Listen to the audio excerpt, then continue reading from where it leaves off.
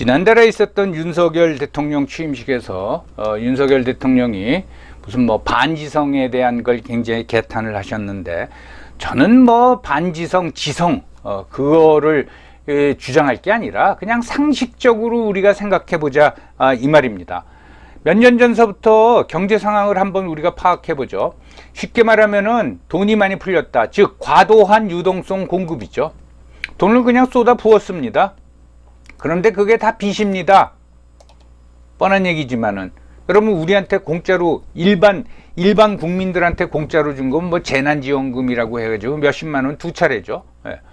그거 말고는 다 그냥 빚으로 풀린 거예요. 그래서 수요 공급의 법칙에 따라서 수요가 많아지면 구매력이 세지면 돈이 있으니까 그러면 물가가 오르는 거죠. 그런데 탐욕에 사고 공포에 판다, 그 사람들은 그걸 이용하는 겁니다. 돈 생겼지? 그래서 탐욕을 부추겨요. 왜 주가 굉장히 떨어졌지? 팔어.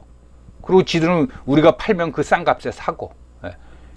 이러한 딜레마 또는 트랩에 빠지면 이제 안 된다라는 거죠. 돈이 그렇게 풀렸으니 인플레이션이 심화되지 않겠습니까? 거기다가 이제 갑자기 에너지와 식량 등 원자재 가격이 폭등을 하죠. 그리고 우크라이나 전쟁이 언제 끝날지도 모르죠. 그러면 에너지와 식량이라는 게 반드시 소위 말해서 원자재 슈퍼 사이클이라는 게 있고, 식량은 꼭 우크라이나하고 러시아가 밀 수출을 안 해서가 아니라 기후변화 때문에 다른 지역의 밀 생산량도 줄어들었습니다. 이런 것까지 이제 생각해야 된다는 거죠. 그러니까 인플레이션이 굉장히 심화되고 있죠. 전 미국이 우리보다 인플레이션이 더 높은데, 한 3% 정도 높은데 조만간 우리도 미국 수준으로 따라갈 거라고 저는 생각을 합니다. 그 다음에 몇 년 전서부터 쭉 나왔지만은 좀비 기업이 증가하고 있다. 좀비 기업이 뭐냐? 돈 벌어가지고 자기네가 가지고 있는 부채도 못 갚는 거예요. 부채 이자도 못 갚는 기업을 좀비 기업이라고 합니다. 근데 2016년에 27%, 그 다음에 29.7%, 그 다음에 33.8%, 2019년에 36.1%, 최근에는 40%가 넘은 걸로 나와 있습니다. 이건 뭘 말합니까? 기업의 그 환경이 점점 나빠진다라는 거죠. 그래서 실적이 나빠진다라는 거죠. 그래서 삼성전자가 뭐 지난 분기에 사상 최대의 이익을 올렸다. 그게 무슨 의미가 있습니까?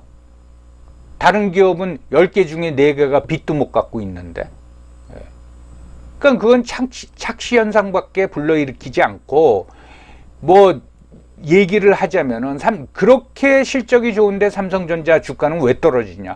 한국 경제 전체가 안 좋으니까 삼성전자 그 주가도 떨어지는 거죠. 좀비 기업이 이렇게 증가하고 있죠. 그다음에 뭐 자영업자 몰락, 이거는 뭐 주변에서 늘 보는 거 아닙니까? 동네 왔다 갔다 해도 늘 뭡니까? 가게 철거하는 가게들 많죠.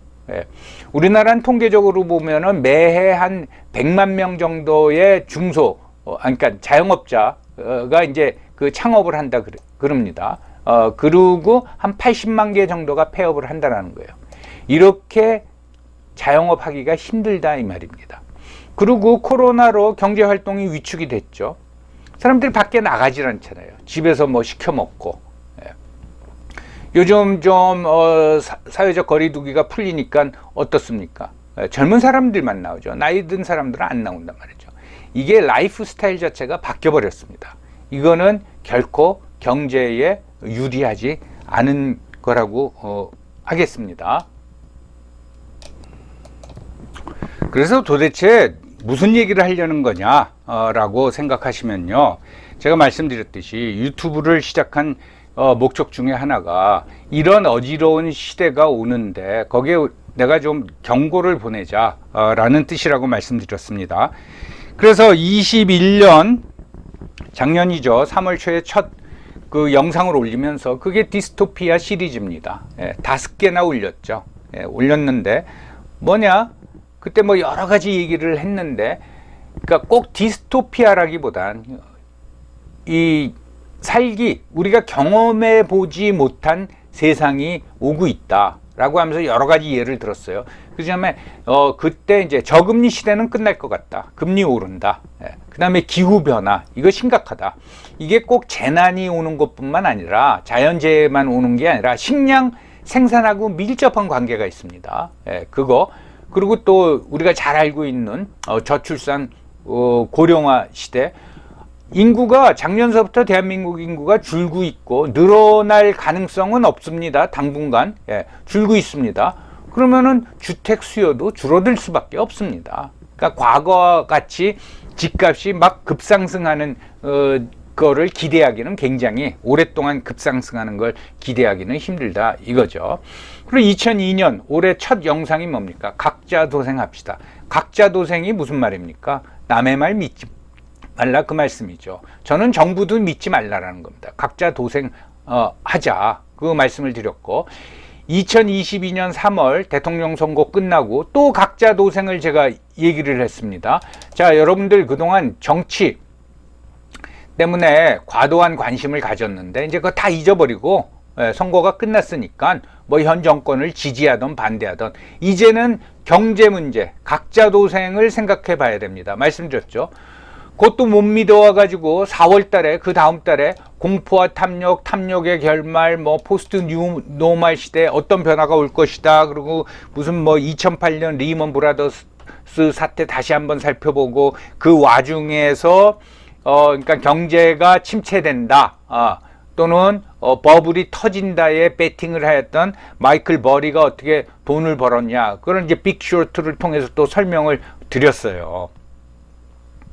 그런 얘기가 우울한 얘기가 될 수 있기 때문에 그걸 듣는 분들이 별로 없죠. 그러니까 이게 시청자 수가, 조회수가 늘질 않는 겁니다. 저는 그걸 알지만 그럼에도 불구하고 오늘도 또 이런 걸 올리는 이유는, 여러분 저는 이 영상을 보시는 분들 중에 몇 분이라도 맞아, 로벨 얘기가 맞아, 나도 한번 곰곰이 생각해 봐야겠다라고 마음을 잡수신다면 저는 그걸로 만족합니다.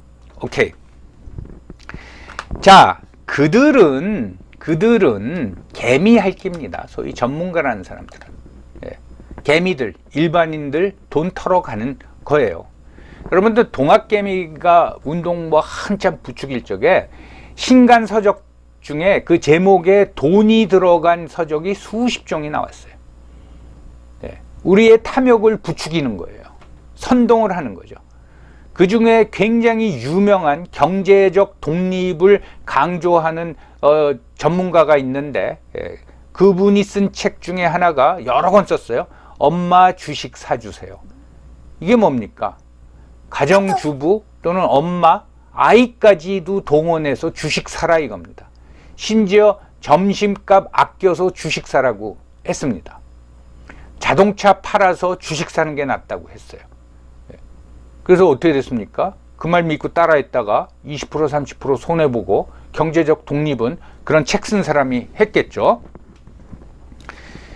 그리고 개미핥기들은 우리 돈을 뺏기 위해서 민족 감정도 이용한다라는 거죠. 여기서 제가 이게 분개를 한 겁니다.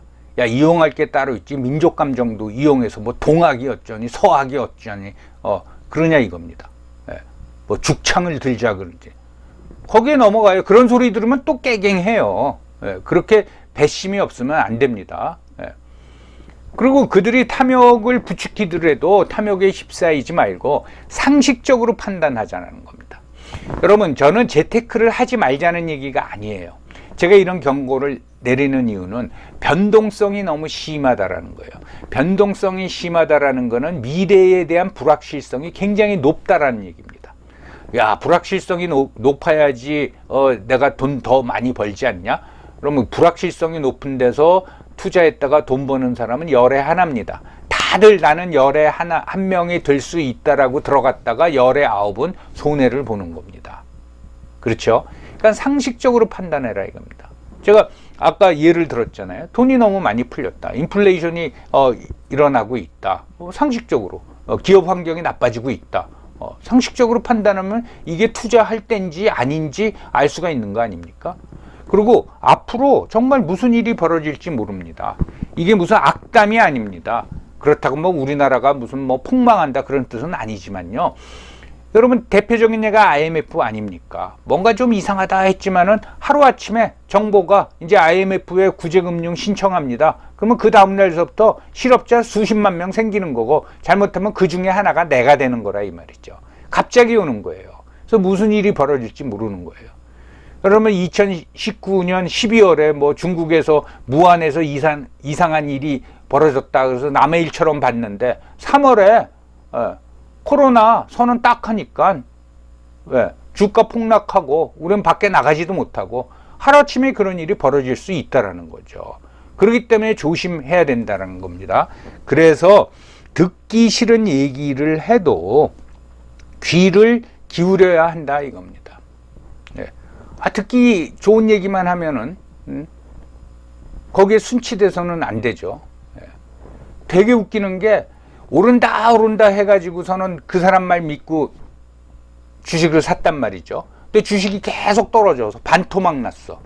그런데 그 사람은 계속 조금만 참으십시오. 아직 팔지 마십시오. 조만간 주식은 우상향합니다. 라고 나와서 얘기하면은 그 밑에 50% 손해본 사람이 댓글을 써요. 선생님 말씀을 듣고 참 위로가 됩니다. 그건 바보들이나 그렇게 하는 겁니다. 그러니까 계속 희망적인 거, 근거 없는 희망을 계속 제시해 주는 거예요. 이거 무슨 사이비 종교 집단입니다. 사이비 종교 집단. 그래서 듣기 싫은 얘기에도 귀를 기울여야 되고, 이렇게 종합적으로 한 분야에 대해서는 경고하는 사람이 있지만 종합적으로 우리가 이제 사고를 정리할 말 하는 사람이 별로 없지 않아요. 없지 않습니까? 그걸 제가 이제 자처하고 있지 않습니까? 여러분 그렇게 이해해 주시면 되고, 그러면 너도 그렇게 무슨 일이 벌어질지 모른다, 또는 주식이 30% 폭락했다, 그런 걸 예상했다면서 너는 도대체 뭐였냐? 너 말로만 그러는 거 아니냐? 그리고 네가 그렇게 주장했는데 이 채널에서 거꾸로 주식이 오르면은 너 뭐라고 말할 거냐라고 할지 모르지만은 전 그래서 그걸 증명해 내 예상 전망이 맞다라는 걸 증명하기 위해서 제가 한 행동이 하나 있습니다. 결과가 어느 정도 지금 나왔어요. 지금 한 10개월 됐는데 아직은 밝히질 못합니다. 쉽게 말하면 저는 이 자산 가격이 하락할 거에 전 베팅을 했습니다. 그러니까 어떻게 보면은 손해를 안 본 거죠. 이익을 봤죠. 근데 제가 예상한 이익보다는 덜 나왔어요. 그래서 지금 여러분한테 밝히지 못하는데, 여러분이 보기에 야 정말 저 녀석 전망대로 행동을 했구나 라고 여러분들이 수긍할 수준이 되면 그때 공개를 해 드리겠습니다. 자, 마지막으로 여기 박스에 다시 말씀드리지만은 한국경제버블지수라는 걸 제가 만들었습니다. 왜냐? 이런 변동성이 심한 시기에 도대체 우리의 거품이나 버블이 어느 정도 수준에 와 있느냐를 우리가 알아야 될 거 아닙니까? 근데 그 지수가 없더라 이겁니다. 자, 우리나라 경제학자들, 연구소, 정부기관 뭐 하는지를 모르겠어요. 그래서 제가 만들었어요. 이거를 다음 주에 공개합니다. 그래서 야, 정치학 전공한 사람이 제대로 만들었겠냐? 제가 몇 사람한테 사후 검증을 받았습니다. 그랬더니 전문가들한테 그 사람들이 야, 굉장히 납득이 간다. 납득이 간다. 그런 얘기를 했습니다. 다음 주에 제가 공개를 하고, 아닌 말로 요걸 좀 참조하고 경험적으로 분석을 해보면은 저 지수가 맞구나 라고 납득하실 거라고 생각합니다. 오늘도 길게 말씀드렸는데 끝까지 경청해 주셔서 감사합니다.